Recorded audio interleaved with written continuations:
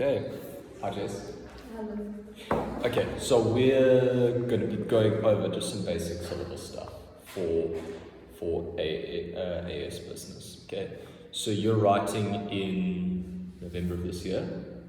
You just finished the course book. So what now? We're going to be get going on the past papers. But before we even start doing past papers, I've realized that it's a big mistake on the tutor's part to just give the students a whole bunch of past papers and not really give them guidance on like how to approach the past papers, how to answer them, what the examiners are looking for, that kind of thing, which is why we're looking at this. So, you can open up, ignore the contents page, ignore the why I choose this syllabus page, because that's just about like how great the Cambridge syllabus is. You can ignore the key concepts, you can ignore like page 4 and 5, that also doesn't matter. Okay, page 6 though, we're going to pay some attention to this. This is the syllabus overview. Okay, first thing here is the aims. This is basically what do they want out of you for, yeah no, I just folded it, so it's a little goofy. What do they want out of you as a student? What kind of student do they want to see writing those exams in order to award them highly? So this is what they want students to do. They want them to understand and appreciate the role of enterprise and the contribution of businesses to society, locally, nationally, and internationally. Develop critical understanding of business organizations, the market they serve, and the process of adding value. Evaluate business behavior from the perspective of a range of stakeholders and consider the relative influence on business organizations. Okay, stop right there. So the first two things are very much about understanding businesses and entrepreneurs and enterprises and what they do and how they help people and why they're important. The third bullet point though is an interesting one, because that's just not why businesses are important. You start looking at stakeholders. So it's looking at, okay, now what impact do businesses have on everyone that they influence, because as we know, it's not always positive. So who are the people that benefit and who are the people that lose out? Fourth thing, they want students to develop an awareness of the political, economic, social, technological, legal, environmental, and ethical issues that influence or may be influenced by business activity. So businesses don't exist in a vacuum, they exist in an environment that's made up of social side of things, technological, everything that they said there. So it's looking at how businesses affect those things and how those things affect businesses. They want students to apply quantitative, problem-solving, decision-making, and communication skills, and develop skills and knowledge needed for further study or employment in business. So basically, they want you to understand businesses well enough that you can go work for a business one day or go start a business one day, and you know what you're talking about. Kind of understood the stuff. Okay. Content overview, those are just the different sections of the book that we've gone over. Business and its environment, HRM, marketing, operations management, and then finance. Okay, now for the assessment overview. So how are they testing you? You've got paper 3 and 4 there. You can ignore that because that's A-level. We're only doing paper 1 and 2. It's made up of paper 1 is the business concepts 1 paper. Paper 2 is the business concepts 2 paper. Okay. First paper is a lot shorter, 1 hour 15 minutes. Second paper is a little bit longer at an hour and a half. They're both relatively short papers. Okay. And they both have similar kinds of questions. They've both got a bunch of 2-mark questions, 4-mark questions, 8-mark questions, 12-mark questions. We'll get into those now. Okay, in paper 1, and there's a section A and section B. Section A in paper 1 just has 4 short questions, and then section B has 2 choices for an essay that you can write. Okay, so what's nice about that is if there's a topic that you really don't care about or that you don't know much about, you've always got another option that you can go with. Down to paper 2. Paper 2 has a higher weighting. You see that paper 2 is 60 marks versus paper 1 is only 40 marks. Okay. The reason that's important is students actually tend to do worse on the paper 2. And doing worse on the paper 2 is a problem because if you do worse on paper 2, it's worth 60 marks. So it's got the higher weighting, it's the one you want to do better on. So we're going to be practicing this one a lot. 2 data response questions. There are 6 parts to each question. So the difference between paper 1 and paper 2 is paper 1 is a bunch of very general questions. There's no text, there's no specific business, it just asks you general questions. Paper 2 has some short questions, but has a lot of applied questions, questions that apply to this big case study that they give you in the paper. You'll see now. There are 6 parts to each question, and those involve short questions and long questions. Okay, you can turn the page. So that's the overview of what the exam looks like. Assessment objectives. This is basically what do they want to see in the papers from the students that write the exam. Okay, and so that's what the AO there stands for, and there's 4 things they want to see. Firstly, they want to see knowledge and understanding, i.e. they want to see you using business terms, business concepts, business theories. Keep in mind that if you describe a business theory, but you don't use the word, you don't actually get any of these marks. You can describe elasticity perfectly, you can describe enterprise perfectly, but if you don't use the terminology they want you to use, you don't get the marks for that. So that's AO1. AO2 is application, the thing that I wouldn't shut up about in IG business.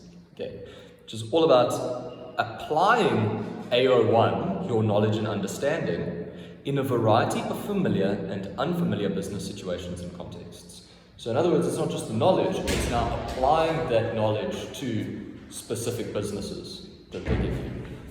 AO3 is analysis. Okay, and this is where a lot of marks lie for both papers. You have to be able to analyze business problems, issues, and situations by doing 4 things. Using appropriate methods and techniques to make sense of qualitative and quantitative business information. In other words, you need to use your business knowledge to get a piece of information and then get what they're talking about. It's that thing I showed you in the course book where you read through the case study and, oh, that one line links to this theory. That's analysis. Second thing, searching for causes, impacts, and consequences. So that's when you're reading something and you're like, oh, if they reduce the price, they could gain a higher market share, which allows them to increase their brand presence. That's analysis because you're understanding the consequences of business actions. The third thing, distinguishing between factual evidence and opinion or value judgment. So being able to tell when something's an opinion, this could happen versus this will happen, like fact and opinion.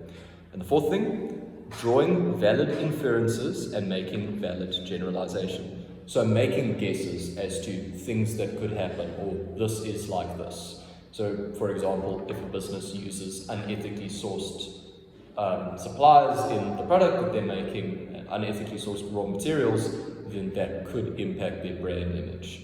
That's an inference that you're making. But all of that has to be rooted in strong business knowledge. A lot of students make the mistake of thinking, oh, if they do this, if they do the waffling, as we sometimes call analysis, but without using strong business concepts and terms, you can't get those. You have to get that first before you get the AO3 marks. And then the last thing, this doesn't make up a big portion of the overall mark, but it's still pretty important. It's evaluation. And this is the judgment marks. This is the justification marks. This is the you giving your opinion. Evaluate evidence in order to make reasoned judgments, present substantiated conclusions, and, where appropriate, make recommendations for action and implementation. So all that talk we've had about like two-sided arguments and coming up with a justified conclusion, that is this, that is evaluation. And I just told you a lie just now because I said that analysis makes up a big portion of the mark, but actually, if you look at the page here, the next page, weighting for assessments objectives, you can see actually most of the marks lie in knowledge and application. So it's basically saying of the total mark, how much each thing is weighted, if that makes sense. And you can see knowledge and understanding and application A1 and A2 together make up 60% of your overall mark. Then there's 20% for analysis, and then there's 20% for evaluation. But, you know, we don't spot in exams, we try to do everything the best that we can. So if we can just nail all of these, then you're on the right track. Okay, and then you can see there that the weighting per paper is pretty similar. There isn't a huge difference. Knowledge is 35% in paper 1 and 30% in paper 2, so like very similar. Application is exactly the same. And you may be wondering, hold on, but you don't get a case study in the first paper. How are the application marks? And it's because sometimes they ask like industry-specific questions. So how does a cafe owner do this? And then the application marks is, has your answer been applied to cafe scenario? Analysis, it's the same. And under evaluation, you can see there's 5% more mark for evaluation in the paper too. But they're pretty much the same. Okay. So, turning the page. Subject content. And we're not going to go through all of this, but this is really useful to have on hand, which is why you're getting this booklet. Each of these bullet points is a concept in business that you have to master in order to have like completely nailed everything in the syllabus. So every single bullet point here is something that you could spend a good like 20 minutes to half an hour like revising and making notes on. So you can use this as like a checklist of things that you need to know. Okay, so as you're going through past papers, as you're drawing up notes, whatever revision methods, if you're making flashcards, you know, you can use this as a checklist of have I mastered this, have I mastered this, have I mastered this. Okay, the first couple of pages, right up to page 23, I think. Excuse me, yes, 23 is AS. After that, you see it says A-level content, and then there's a bunch of A-level stuff. Don't revise the A-level stuff unless you plan on doing A-level. But for now, that's not going to be necessary. Okay, you can skip all the A-level stuff, and we can go through to finance accounting is on 31. We're going to skip past that because that's A-level. You see the page number at the bottom here? Shoot, okay. There's a bunch of ratios, but all those ratios are A-level, so please ignore those. Past 35, okay, here, page 36, where it says details of the assessment. Okay. So this is just a little bit more information about the exam. Okay, paper 1, 1 hour 15 minutes, 40 marks, contains 2 sections, A and B. A contains 4 compulsory questions of 5 marks each. B contains 2 questions of 20 marks, and your candidate's answer 1 question. Now that 20 marks in the section B could be an 8 and a 12 mark question, like what you're used to, or it could be one 20 mark question. Depends. And whether you choose it or not depends on what kind of questions you're more comfortable with, or the topic. Because maybe the topic for the 20 mark question is on something you're familiar with, like marketing mix, but then it's a 20 mark question. So the right answer is be good at 8 mark, 12 mark, and 20 mark questions, and then the only thing you have to worry about is how strong am I in that topic. So we will be practicing 20 mark questions is what I'm trying to say. Section A has 4 questions. The first 3 questions have 2 parts. Section B questions are essay questions and have 2 parts. They have 2 parts.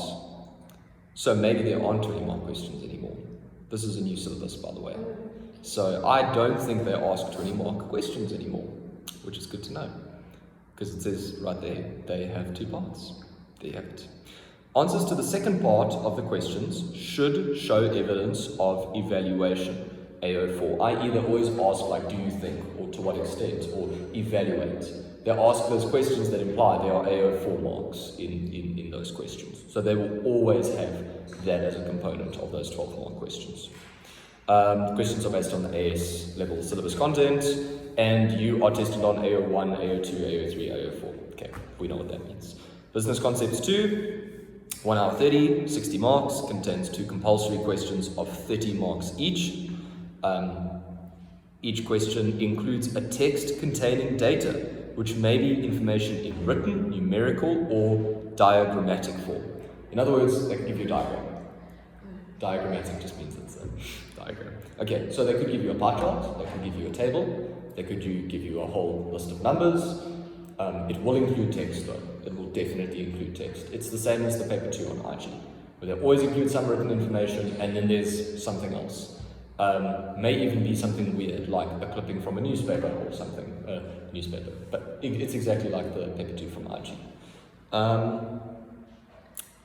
Candidates need to answer the question using relevant and appropriate information from the stimulus text to support their answers. Each question has 6 parts. Answers to the last part of the questions should show evidence of evaluation. The questions are based on the A syllabus content, and you are tested on AO 1, 2, 3, and 4. Okay, 3 and 4 are A-level, we can ignore those. This is a useful page, page 38. Command words. Okay. Understanding command words really helps you nail exactly what the examiners want from you. Because there's a big difference from calculate to discuss to evaluate. Those words mean different things. And this gives you a key of exactly what they're looking for. So, for example, justify means you need to support something with evidence. Okay? But evaluate isn't as heavily based on evidence. It's more about judging something. Okay? Or deciding on the value of something.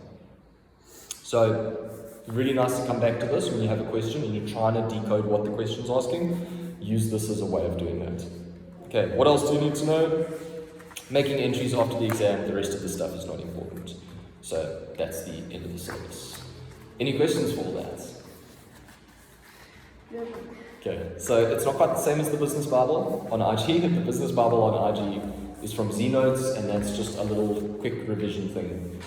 This is the syllabus published by Cambridge. Okay, so this thing is made by Cambridge, and it's them telling teachers and students alike, this is what we expect from you. What's that? Yep, for real. Got the seal of approval. Okay, any questions about that? Is it cool?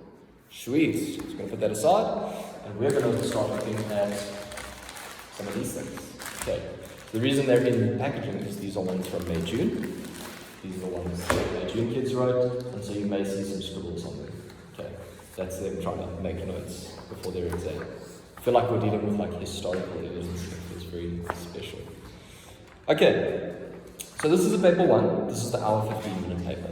Okay, and as you open it up, there's the thing that you're going to be writing on for your exam. You write on a booklet. Okay, and all the questions are just on one little page, like that. Section A and Section B. In Section A, you answer all the questions and check the mark allocation. 2 marks, 3 marks, 2 marks, 3 marks, 2 marks, 3 marks, 5 marks.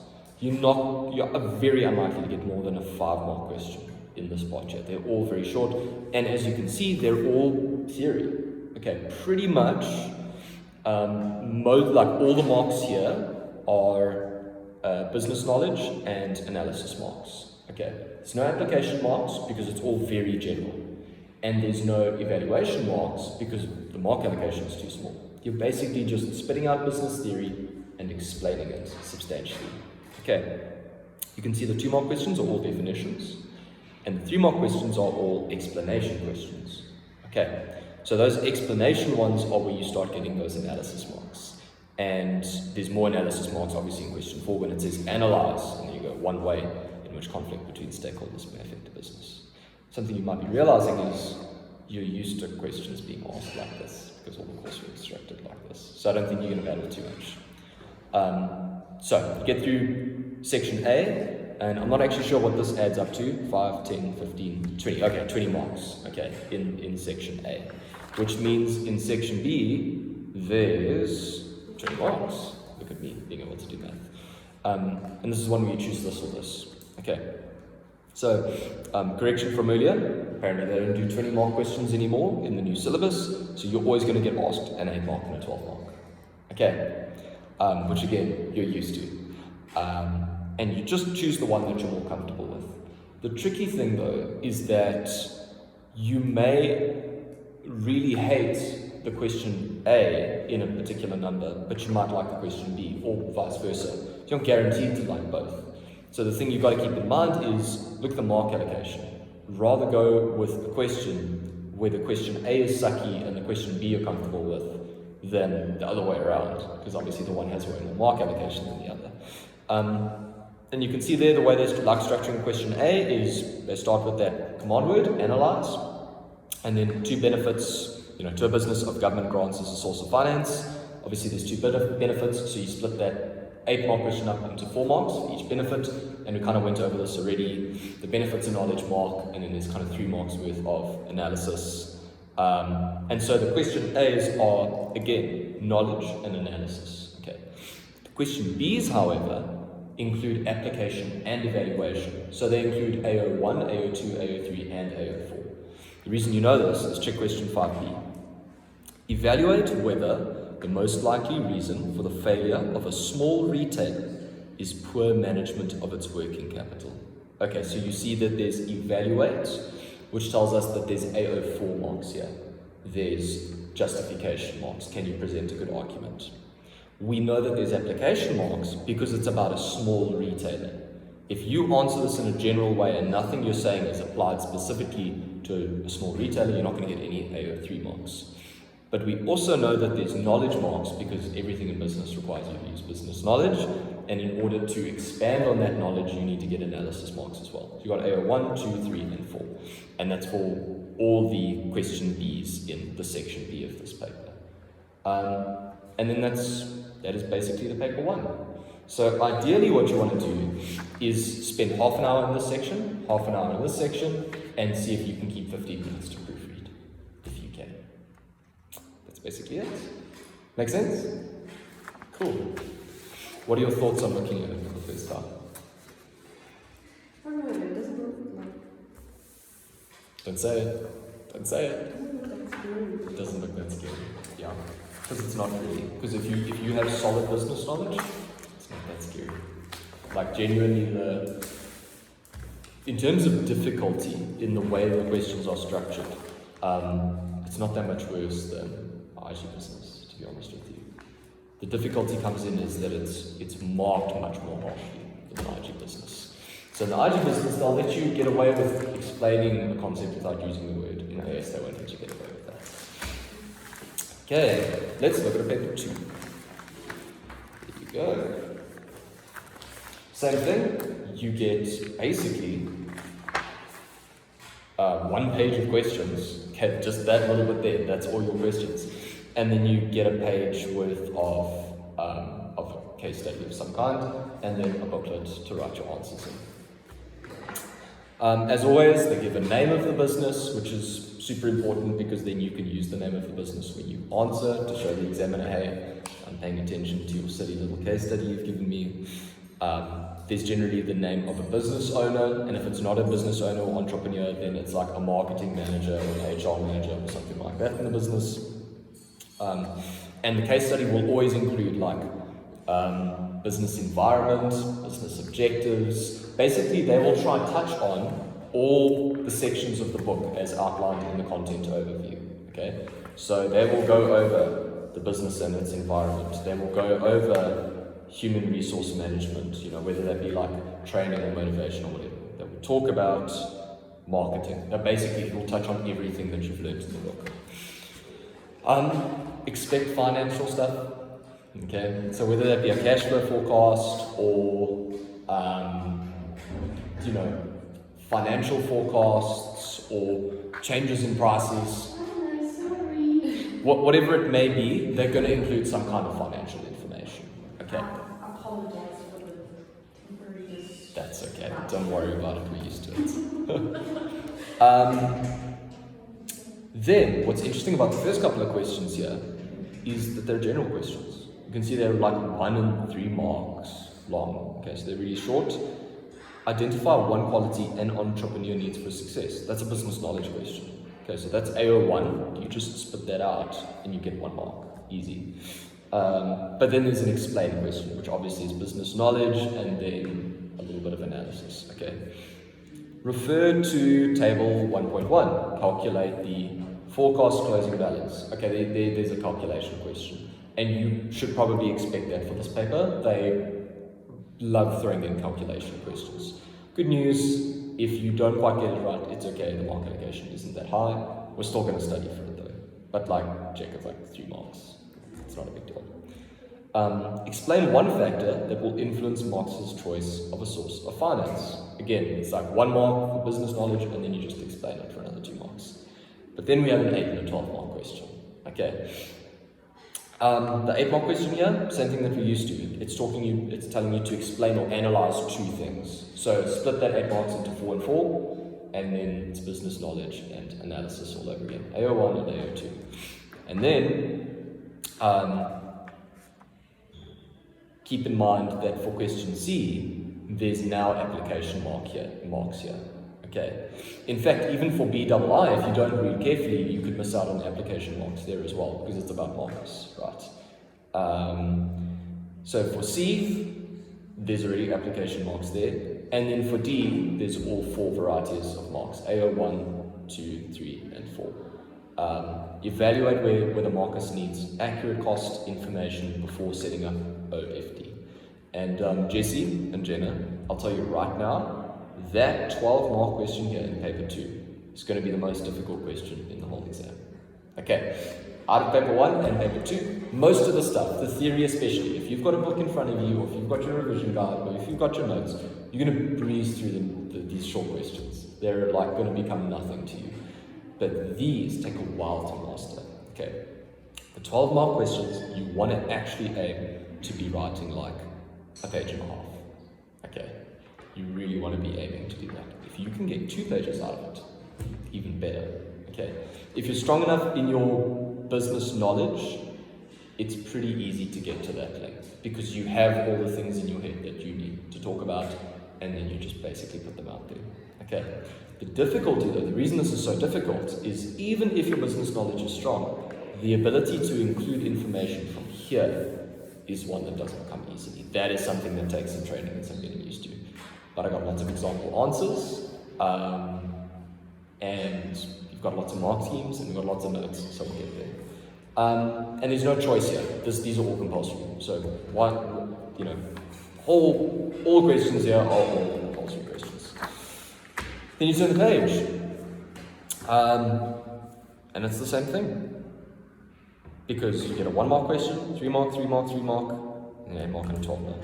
It's the same thing, just with a new business, basically, okay? And here you can see that instead of giving you a cash flow forecast like there, they've given you, what is this even? Annual revenue of, okay, so this is changes in revenue over time. Okay, so they've given you a graph. So they were saying in Syllabus, could be a graph, could be a diagram, could be a table, could be a bunch of numbers, could be a pie chart, could be loads of things. Okay, bunch of information, some general questions, a calculation question, then some case study questions of varying sizes, mark allocation. And then that's it. So if you've done the math already, you would have figured out that you need about 45 minutes for each of these. Okay, 45 minutes for question 1, 45 minutes for question 2. Okay. And you kind of want to leave a decent amount of time for that 12-mark question. Okay, like I said, you're going to breeze through these short mark allocation questions. When you start doing these timed, don't take super long trying to find the right things for these and writing like crazy amounts. You want to save that energy for the 12 mark here. You can probably breeze through these shorter questions in like maybe 20 minutes, and then you can give yourself a good 25 minutes for 8 and 12 mark. That's the paper 2. What's your initial response, initial reaction? So much fun and incredible. Yeah. So when we get the, when Anne and I used to get the mark breakdown back from previous AS business students, time and time again we'd see that students just do so much better on the paper 1. It's just so much easier because there's just less of that ability, that need to integrate the stuff that's in the case study. And if you need application marks, asking stuff about a coffee shop, you can just come up with it. And as long as it applies to a coffee shop, you get those application marks easily. Question 2, the paper 2, the thing that makes it more difficult is those application marks. It is tricky. And remember that's weighted as 30% of your overall mark. So if you totally botch that, that's 30% down the drain. And that's why I say the reason students sometimes don't do as well as they want to do, even students who should be very strong in business studies, it's just that they have difficulty answering the question the way the examiners want them answered. That's basically all I got for you. Okay. In terms of dates, sorry Jen, I just need to grab the phone here. Sorry, I had to cut you off there, had a date to get. 9th and 13th of October are the paper 1 and the paper 2. So what this means is we have 5 weeks including this week until our August break. Okay? Then we have 7 weeks from after the August break until when this exam gets written. Okay, so that gives us 12 weeks of past papers. Okay, which is actually a lot for exam prep. Okay, if you think about it, 12 weeks of past papers. If I'm making you do 2 papers a week, 24 papers, past papers being written under your belt before the exam is a very comfortable amount. Okay, so there's nothing too much to stress about, like you can chill for now. You finishing off the business coursework for this week and sitting with me now, that's going to be your business from this week, for this week, okay? Beginning of next week, I'm going to come at you with your first 2 past papers, okay? They're unlikely to be timed. I'm not going to force you to do them timed, and they're definitely going to be open book. What I'd like you to get used to is just the very specific way that they want you to answer the questions. It's probably going to be 2 paper 1s, just because it's a nice easy start. As you can see, the paper 1s are a lot easier. Do 2 of those next week, and then the week after I'll give you 2 paper 2s, okay? Which are going to be a little bit more tricky, because then obviously we have to get used to incorporating the information from the case study that they've given you. Like I say, 12 weeks of doing 2 papers a week, you and you, Jenna, you guys are going to be fine. Okay, and there's only 2 of you, so it's not like you're going to get lost in amongst 12 other students that I have to look after. It's going to be pretty easy to keep an eye on you guys. Okay, any questions? Sweet. Thanks, Jessie. Thanks, Jen.